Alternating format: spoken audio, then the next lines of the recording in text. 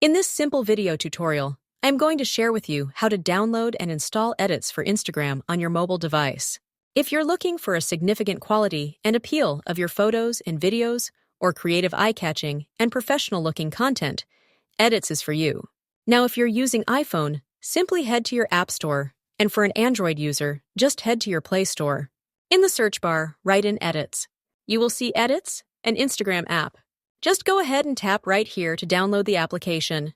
Your Edits app will get downloaded and installed successfully. You just want to enter in your Instagram account logins to start using Edits. The application offers an advanced features beyond Instagram's built-in tools, allowing for better lighting, filters, effects, and creative edits that can boost engagement and help establish a consistent personal or brand aesthetic. Well, that's how easy it is to download Edits on your mobile device. And if you find this video helpful, consider subscribing to our channel for more informative tutorials like this one.